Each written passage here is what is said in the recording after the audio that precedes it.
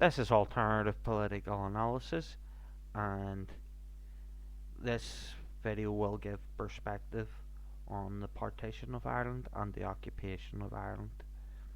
And as you can see from the map in the top left hand corner, Ireland is divided between the 6 county state in the northeast and the 26 county state in the rest of the country. And to the right of that you can see the ethnic map of Ireland, where green represents the Irish and red represents the Britannic diaspora in Ireland. And to the right of that you can see the Britannic diaspora in Ireland in relation to the province of Ulster. And to the right of that you can see the traditional provinces of Ireland prior to British occupation. And in September of 1155, Henry II planned to invade Ireland, and the source for this is Christopher Harper Bell's Henry II New Interpretations. Archbishop Canterbury Theobald wanted to control the Irish Church, and this was the rationale for said planned invasion, and this is according to Sean Duffy's Medieval Ireland. Pope Adrian IV, the only English pope, authorised invasion with a papal bull, and in 1166 Dermot McMurrough was ousted as King of Leinster. In 1167 Robert Fitzgilbert de Roche landed in Ireland, and in 1169 Strongbow arrived with his military forces.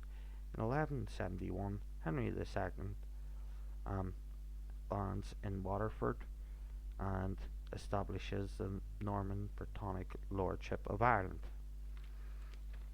And James Stewart, who was the 6th King of Scotland named James and the 1st King of England named James, rewarded his subjects in Scotland and England with lands in Ulster.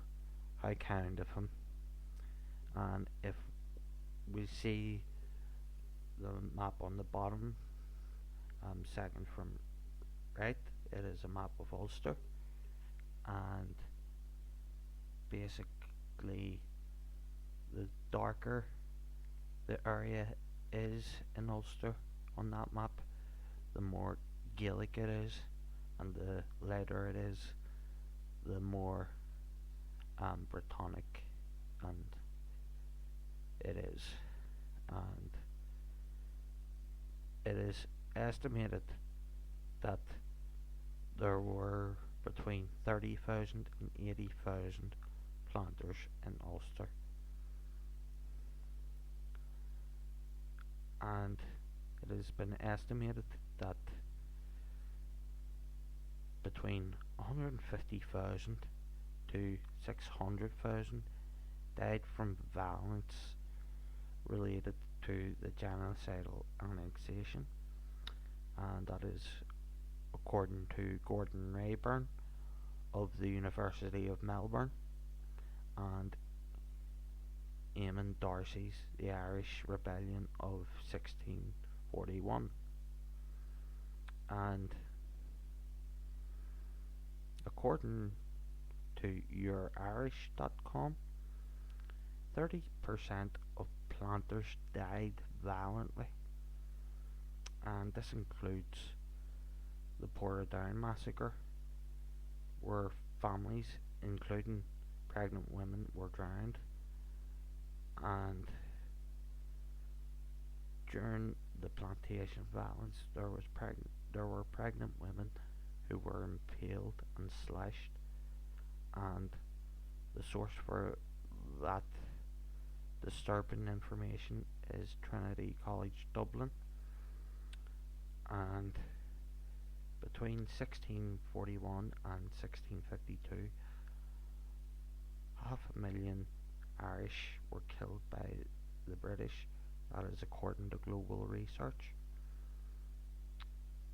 And 37,000 planters were killed in 1641, according to The Shadow of a Year by John Gibney.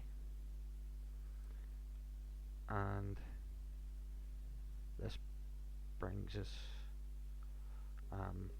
forward in time to 1916, when there was a rising and the Irish Republic was proclaimed. And in the ensuing violence of that week, 82 IRA volunteers lost their lives, and as did 260 civilians, and 143 British combatants were killed.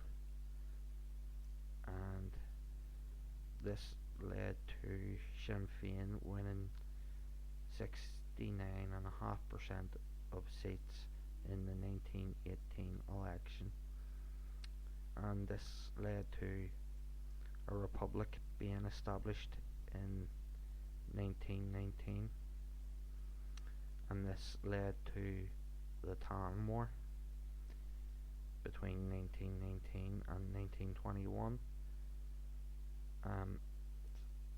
550 IRA volunteers lost their lives, over 750 civilians lost their lives, and 714 British combatants lost their lives. And this led to Sinn Féin winning 72% of seats in the 1921 election. And unfortunately, the Anglo-Irish Treaty was forced on Ireland, and this led to takeover by a Fine Gael junta, who quite frankly sold us out, and this led to the Irish Civil War, where 3,000 IRA volunteers lost their lives and 809 Free Staters were killed. And this, leaving the issues of that war unresolved, led to the outbreak of the Troubles in 1966, and sustained violence lasted until 1998, and 368 Republicans lost their lives, as did 162 Loyalists, and 1,049 British combatants, and 11 Free Staters lost their lives during the Troubles, and over 1,841 civilians lost their lives, and there were at least over 3,500 total dead. The figure quoted is 3,532, but the death toll is much more likely to be higher, and it could be over 4,000. And if we look at the map second from the left on the bottom, that shows the extent of the original Norman invasion of Ireland 8.5 centuries ago.